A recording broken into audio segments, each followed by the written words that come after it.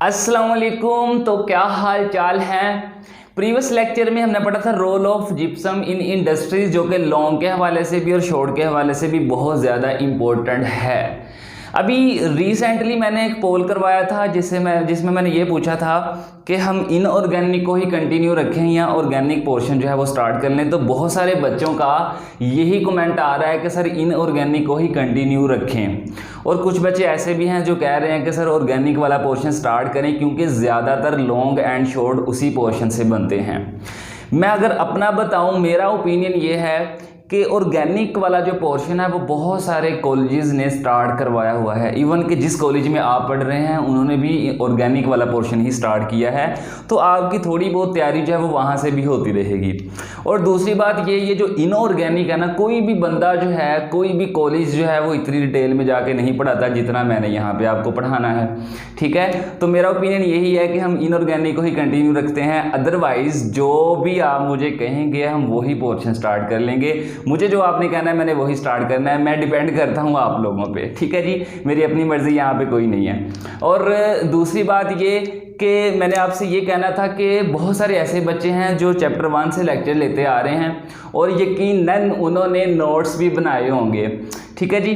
और वो नोट्स जो हैं वो आप मुझे व्हाट्सएप कर सकते हैं, या जब आप मेरी अबाउट में जाएंगे, चैनल पे अबाउट पे जाएंगे, वहाँ पे मेल भी मेंशन की हुई है, मैंने अपना व्हाट्सएप नंबर भी मेंशन किया हुआ है, वहाँ पे आप मुझे व्हाट्सएप कर सकते हैं या मेल कर सकते हैं। वो जो नोट्स हैं जब हम अपनी वेबसाइट लॉन्च करेंगे, वो नोट्स जब वहाँ पे अपलोड किए जाएंगे और नीचे उस बच्चे का नेम, उसके कॉलेज का नेम और उसकी सिटी का नेम मेंशन ज़रूर किया जाएगा।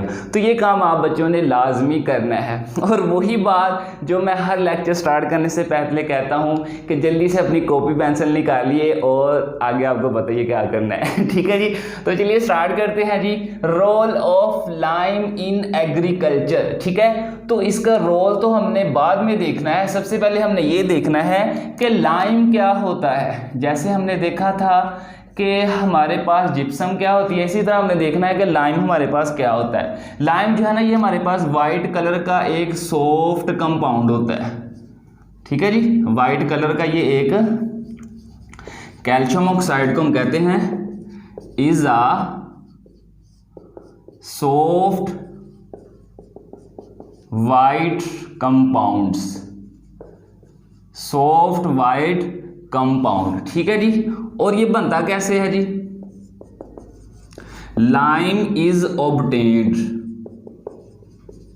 Lime is obtained by the thermal decomposition, ठीक है जी, by the thermal decomposition.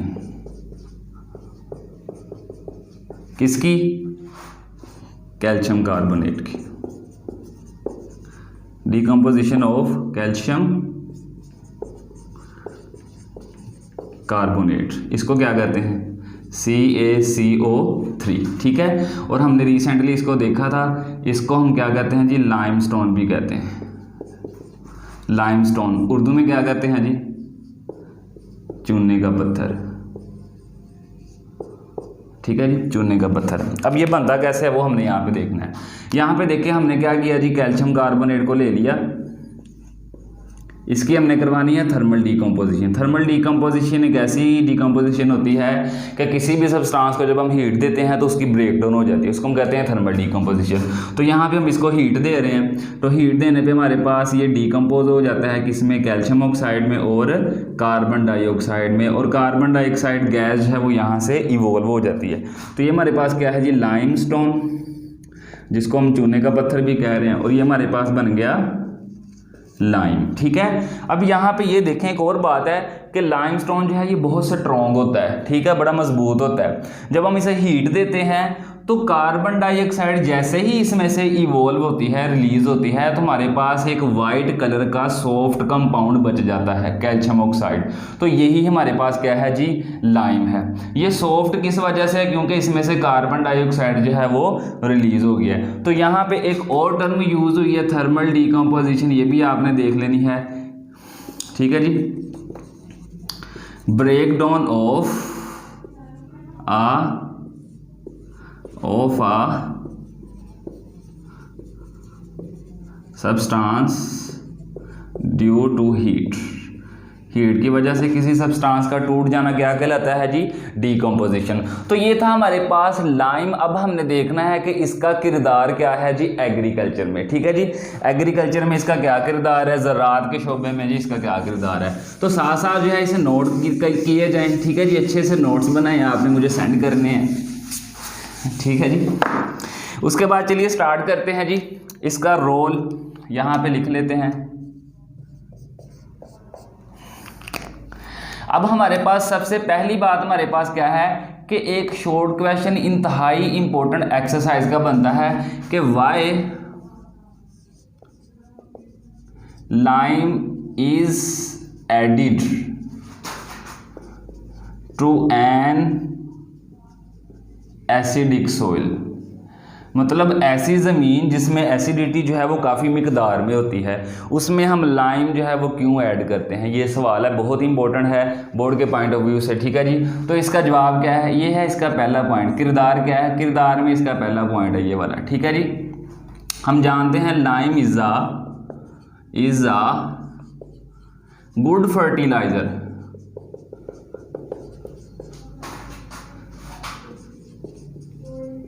because it neutralize the soil acidity। ठीक है जी, एसिडिटी सोइल की जो है वो क्या कर देता है, उसको न्यूट्रलाइज कर देता है। हम जानते हैं कि जब हमारे पास एसिड होता है या किसी भी चीज़ में एसिडिटी ज़्यादा हो जाती है या हमारे स्टमक में ही एसिडिटी ज़्यादा हो जाती है तो वो तब हम क्या करते हैं, उसमें बेस डालते हैं। तो जब भी हमेशा एसिड और बेस रिएक्ट करते हैं उस रिएक्शन को न्यूट्रलाइजेशन रिएक्शन कहते हैं। आप प्रीवियस क्लासेस में इस चीज़ को पढ़ चुके हैं। ठीक है, जिसमें वाटर और साल्ट बनता है। तो अगर हमारे पास सोइल ऐसी है जिसमें एसिडिटी ज़्यादा हो गई है तो हम कैल्शियम को क्या करेंगे, उसमें ऐड करेंगे और कैल्शियम जो है वो उसके साथ रिएक्ट करके उसको क्या कर देगा, न्यूट्रलाइज कर देगा, मीन लाइम जो है। ठीक है, कैसे करेगा आगे एक पॉइंट आएगा वो हम उसमें डिस्कस कर लेंगे अच्छे तरीके से। उसके बाद इसका दूसरा काम क्या है जी, so the amount of soluble phosphorus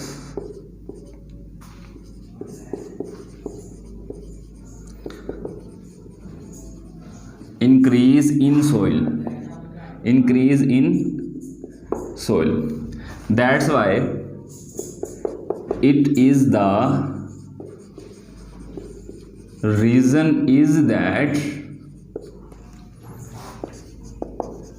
lime is added to acidic soil. ठीक है, यही रीज़न है कि हम लाइम को एसिडिक सोइल में ऐड करते हैं। अब ये हमारे पास जो अमाउंट ऑफ फॉस्फोरस जो है वो कैसे इंक्रीज़ होती है कि जैसे ही लाइम जो है हम सोइल में ऐड करते हैं, एक तो वो एसिडिटी को न्यूट्रलाइज करता है, दूसरा लाइम के अंदर क्या है, कैल्शियम ऑक्साइड है ना, मीन कैल्शियम भी है। तो कैल्शियम जो है वो फॉस्फोरस की अमाउंट को भी इंक्रीज़ करना स्टार्ट कर देता है। कैसे करता है कि कैल्शियम फॉस्फोरस के साथ मिलकर कैल्शियम फॉस्फेट बनाता है। अब प्लांट ने क्या करना है, कैल्शियम तो ज़मीन से लेना ही है, सोइल से लेना ही है, साथ साथ वो सप्ली जो है वो फॉस्फोरस की भी इंक्रीज़ हो जाती है। तो यहाँ पे हम ये भी लिख रहे हैं इसके साथ साथ कि सप्ली जो है या अमाउंट जो है फॉस्फोरस की वो भी क्या हो जाती है, इंक्रीज़ हो जाती है। इंतहाई इंपॉर्टेंट पॉइंट है जी, इसे अच्छे तरीके से आपने याद कर लेना है। ठीक है जी, दूसरा पॉइंट हमारे पास क्या है जी, it is also use in agri spray. Agri spray क्या होती है कि जब हम लाइम को और सल्फर को मिक्स करके स्प्रे बनाते हैं ना, वो एग्री स्प्रे हम उसे कहते हैं। मतलब एग्रीकल्चर के शोबे में जो स्प्रे यूज़ होती है उसमें लाइम भी यूज़ होता है। यहाँ it is also use in agri spray because lime sulphur spray has a strong fungicidal action। भी जब हम लाइम को सल्फर के साथ मिक्स करके इसकी स्प्रे करते हैं ना ज़मीन के ऊपर, प्लांट्स के ऊपर, ठीक है, फसलों के ऊपर, तो जितनी भी फंगस होती है वहाँ पे वो किल होना स्टार्ट हो जाती है। तो इसका एक यूज़ ये भी है कि जब हम इसकी एग्री में स्प्रे करते हैं तो वहाँ पे ये फंगस को किल करने के लिए इसका बहुत इंपॉर्टेंट रोल है। यहाँ तक हमारे 2 पॉइंट्स हो गए हैं। इन 2 पॉइंट्स में हमारा एक इंपॉर्टेंट क्वेश्चन जो हो गया है, जो हमने एक्सरसाइज में यहाँ पे डिस्कस किया है, ठीक है जी। अब तीसरा पॉइंट इसका देखते हैं जी। तीसरा पॉइंट क्या है, साथ साथ लिखते जाएं या स्क्रीन छू लेते जाएं, ठीक है जी। तो चलिए नेक्स्ट स्टार्ट करते हैं। हमारे पास पॉइंट नंबर 3। पॉइंट नंबर 3 हमारे पास क्या है जी, स्लैकिंग ऑफ लाइम, ठीक है जी, स्लैकिंग ऑफ लाइम, ठीक है। अब यहाँ पे स्लैकिंग का मतलब क्या है, स्लैकिंग का मतलब है किसी चीज़ का नम होना, ठीक है जी, नम करना। तो हमारे पास क्या है, लाइम है, लाइम को जब हम नम करेंगे तो उसको हम कहते हैं स्लैकिंग ऑफ लाइम, ठीक है, उर्दू में मैं बता रहा हूँ आपको। तो हम कह सकते हैं यहाँ पे when lime calcium oxide react with water, react with water H2O, it produce calcium hydroxide, ठीक है जी, it produce calcium hydroxide. This process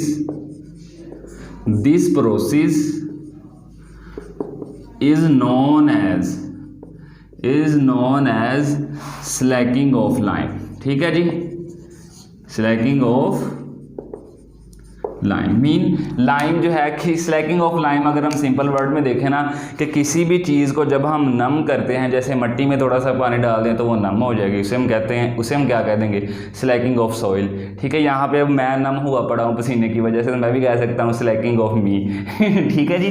तो इसे अच्छे तरीके से समझ लें। तो यहाँ पे हमारे पास क्या है जी, लाइम क्या है हमारे पास, कैल्शियम ऑक्साइड है, और इसने जब वाटर के साथ रिएक्ट करना है तो हमारे पास आ जाना है जी कैल्शियम हाइड्रो ऑक्साइड, ठीक है। तो ये वाला जो प्रोसेस है इसे हम कहते हैं स्लैकिंग ऑफ लाइम, और ये हमारे पास जो प्रोडक्ट बनी है इसे हम कहते हैं slagged lime. Slagged lime mean जो प्रोडक्ट बनी है उसे हम क्या कह रहे हैं, स्लैग्ड लाइम। ये था हमारे पास पॉइंट नंबर 3, से अच्छे तरीके से नोट कर लें और साथ साथ जो है वो स्क्रीनशॉट भी लेते जाएं, बाद में बेशक नोट कर लीजिएगा, ठीक है जी। वो बच्चा ज़्यादा सीखता है जो साथ साथ लिखता भी है, सुनता भी है, देखता भी है, ठीक है, वो बच्चा ज़्यादा सीखता है। तो ये 3 काम अगर आप साथ साथ कर रहे हैं, थोड़ा सा वीडियो स्टॉप करके पॉज करके साथ साथ लिखते भी जाएं तो आपको बहुत अच्छे तरीके से समझ आएगी। तो नेक्स्ट हमारे पास जो है ना, लाइम में कौन सी चीज़ होती है, लाइम में होती है कैल्शियम। तो यहाँ पे हम देखना है कि function of calcium on plants, ठीक है जी।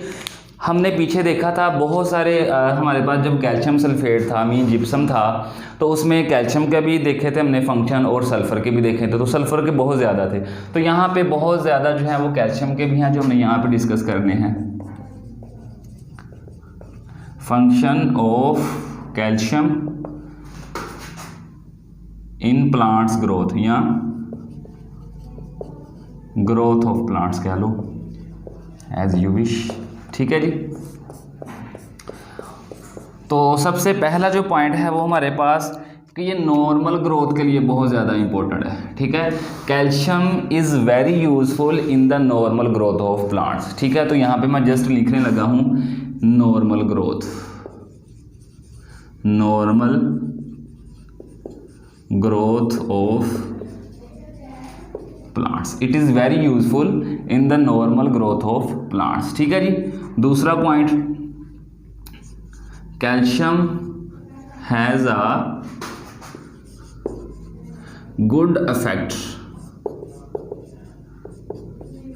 On root system of plants, ठीक है जी। प्लांट की जो रूट सिस्टम है उस पर ये बहुत ज़्यादा अफेक्ट करता है हमारे पास कैल्शियम। जैसे सपोज करें कि हमारे पास ये एक रूट है, इस तरह आ रही है, ठीक है, प्लांट की, तो रूट के ऊपर इसका बहुत ज़्यादा इफेक्ट है। मीन रूट जो है वो इनलार्ज हो जाती हैं, स्ट्रॉन्ग हो जाती हैं, उनकी एक्टिविटी ज़्यादा हो जाती हैं, ठीक है। उसके अलावा इट आल्सो स्टिमुलेट, ठीक है जी,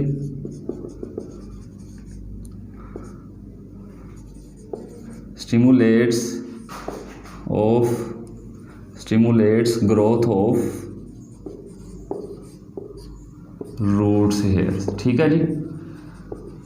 यहाँ पे रूट्स के जो बाल होते हैं उनकी भी जो ग्रोथ है ना वो भी ज़्यादा तेज़ी के साथ बढ़ने लग जाती है। यहाँ पे आप रूट देखें ना तो यहाँ पे छोटे छोटे बाल होते हैं ऐसे, ठीक है, ये वाले बाल, यही ज़्यादा एक्टिविटी करते हैं सॉइल के नीचे ना, यही जो है वो खुराक को ऑब्जर्व करते हैं, ठीक है, पानी को ऑब्जर्व करते हैं, इनकी एक्टिविटी भी क्या हो जाती है, बहुत तेज़ी के साथ स्टिमुलेट होती है, ठीक है। तो ये हमारे पास दूसरा पॉइंट था। तीसरा पॉइंट हमारे पास क्या है जी, हमारे पास जितने भी प्लांट्स हैं उनके जो पत्ते हैं उनकी भी ग्रोथ होती है, उनके ऊपर भी इसका बहुत अच्छा इफेक्ट है, ठीक है। It is also use in growth of plants leaves, ठीक है जी। पौधे के जो पत्ते हैं उनकी ग्रोथ के लिए ये बहुत ज़्यादा अहम किरदार अदा करता है, ठीक है। अब आपको पता है कि जितनी ग्रोथ ज़्यादा होगी पत्तों की, उनकी उतनी ही फोटोसिंथेसिस भी ज़्यादा होगी, उतनी ज़्यादा खुराक बनेगी और उतने ही पौधे जो है वो ग्रो करेंगे। इसलिए कैल्शियम का जो हमारे पास उनके पत्तों पे बहुत अच्छा जो है वो इफ़ेक्ट है, ठीक है जी। इसे अच्छे तरीके से आपने देख लेना है। उसके बाद हमारे पास ये जो हमारे पास रूट्स होती हैं, यहाँ पे सपोज करें कि ये सॉइल के नीचे है और यहाँ पे छोटे छोटे जो है ना वो नाइट्रीफाइंग बैक्टीरिया होते हैं। नाइट्रीफाइंग बैक्टीरिया का क्या काम है या माइक्रो ऑर्गेनिज्म का क्या काम है, वो नाइट्रोजन को फिक्स करते हैं, ठीक है। हम जब इसको खाद्य वगैरह देते हैं ना, खाद्य जो है वो पौधों के लिए 3 बहुत इंपॉर्टेंट है, जिसमें नाइट्रोजन हो, जिसमें फॉस्फोरस हो और जिसमें पोटाशियम हो। नाइट्रोजन तब ये हासिल करते हैं जब हम यूरिया या ऐसी खाद्य हैं जिसमें नाइट्रोजन होता है, ठीक है। और इसी तरह फॉस्फोरस होता है, जैसे डायमोनियम फॉस्फेट है, वो हम इसे प्रोवाइड करते हैं। इसी तरह पोटाशियम है। ये हमारे पास जो माइक्रो ऑर्गेनिज्म है ये क्या करते हैं, इनका काम क्या है, ये नाइट्रोजन को क्या करते हैं, नाइट्रेट्स में कन्वर्ट करते हैं और वो नाइट्रेट्स जो हैं पौधे जो हैं वो उन्हें अब्जॉर्ब करना स्टार्ट कर देते हैं। और कुछ ऐसे हमारे पास भी बैक्टीरिया हैं जो डायरेक्टली एयर से नाइट्रोजन को फिक्स करते हैं, ठीक है। तो वो नाइट्रोजन को फिक्स करते हैं in the form of ammonia. फिर नाइट्रीफाइंग बैक्टीरिया जो हैं उनको नाइट्रेट्स में कन्वर्ट करते हैं। नाइट्रेट्स में जब कन्वर्ट करते हैं तो प्लांट जो हैं उनको नाइट्रेट्स की फॉर्म में अब्जॉर्ब करना स्टार्ट कर देता है। तो हम यहाँ पे ये भी कह सकते हैं calcium is essential for the activity of nitrifying bacteria, ठीक है जी। नाइट्रीफाइंग बैक्टीरिया, इनको हम माइक्रो ऑर्गेनिज्म भी कहते हैं। अब माइक्रो ऑर्गेनिज्म का तो आप लोगों को पता होगा, micro mean small organism mean living things, ठीक है। मतलब बहुत छोटे छोटे जो जानदार होते हैं उनको माइक्रो ऑर्गेनिज्म कहते हैं। यहाँ पे हमारे पास 4 पॉइंट्स हैं। 5th वाला पॉइंट भी अब यहाँ पे भी लिख देते हैं, ठीक है जी। 5th पॉइंट हमारे पास क्या है, मैंने अभी बताया कि पौधे जो है नाइट्रोजन और फॉस्फोरस और पोटाशियम को जो है वो बहुत बड़ी मिकदार में ऑब्जर्व करते हैं। इनकी मौजूदगी में ही पौधा जो है वो अच्छी तरह ग्रो करता है। अभी यहाँ पे नाइट्रोजन जो है वो नाइट्रेट्स की फॉर्म में पौधे ने ले लिया। अब फॉस्फोरस को भी लेते हैं, कैसे कि जब ज़मीन में कैल्शियम होगा, calcium regulates the supply of phosphorus, ठीक है। इसकी सप्लाई को क्या कर देता है, रेगुलेट कर देता है, ज़्यादा कर देता है। कैसे कि जितना ज़्यादा सॉइल में कैल्शियम मौजूद होगा ना उतना ही ज़्यादा कैल्शियम फॉस्फेट बनेगा। जहाँ पे पौधे ने कैल्शियम को ऑब्जॉर्व करना है वहाँ पे क्या करेगा, फॉस्फोरस भी साथ साथ ऑब्जॉर्व करता जाएगा, ठीक है। तो जहाँ पे इसीलिए जो है कि कैल्शियम जो है वो रेगुलेट कर देता है, मीन बढ़ा देता है फॉस्फोरस की सप्लाई को, ज़्यादा मिकदार को। अब लास्ट वाला जो पॉइंट है वो मैं आपको ऐसे ही बता देता हूँ कि जहाँ पे वो वाले पौधे जिनको डेफिशिएंसी होती है कैल्शियम की, उनमें बहुत सारे हार्मफुल हमारे पास मेटल जो हैं वो अब्जॉर्ब होना स्टार्ट हो जाते हैं। जैसे एल्युमिनियम है, ठीक है, यहाँ पे लिख देता हूँ, एल्युमिनियम है +3, या मैंगनीज है, ठीक है, ये अप टू हार्मफुल कंसंट्रेशन तक पहुंच जाते हैं, ठीक है। और जब हार्मफुल कंसंट्रेशन तक पहुंचते हैं तो वहाँ पे प्लांट्स को तो अफेक्ट होता ही है। अब जब वही प्लांट्स जो है जानवर या हमारे पास इंसान जो है वो खाते हैं तो वो सारी जो हार्मफुल्स हमारे पास मेटल जो है वो वहाँ पे ट्रांसफ़र होना शुरू हो जाते हैं, ठीक है। तो ये बहुत ज़्यादा जो है हार्मफुल है। जब एक स्पेसिफिक कंसंट्रेशन तक पहुँचते हैं तो फिर ये हार्मफुल होते हैं, ठीक है। ये लास्ट वाला हमारे पास पॉइंट है, ठीक है। इसे अच्छे तरीके से याद कर लेना है। शॉर्ट के हवाले से भी इंपॉर्टेंट है, लॉन्ग के हवाले से भी इंपॉर्टेंट है, ठीक है जी। तो कोई भी क्वेश्चन अगर आपको नहीं समझ आता, किसी भी बात की अगर नहीं समझ आती तो आप नीचे कमेंट बॉक्स में कमेंट करके पूछ सकते हैं। अब यहाँ पे ये वाली जो सारी बातें हैं ना, ये हमने चैप्टर नंबर 14 ऑर्गेनिक केमिस्ट्री में पढ़नी है। यहाँ पे थोड़ी बहुत मैंने आपको बता दी है, अब सो क्या आपको समझ आ चुकी होगी। तो दुआओं में याद रखिएगा। अल्लाह हाफिज़।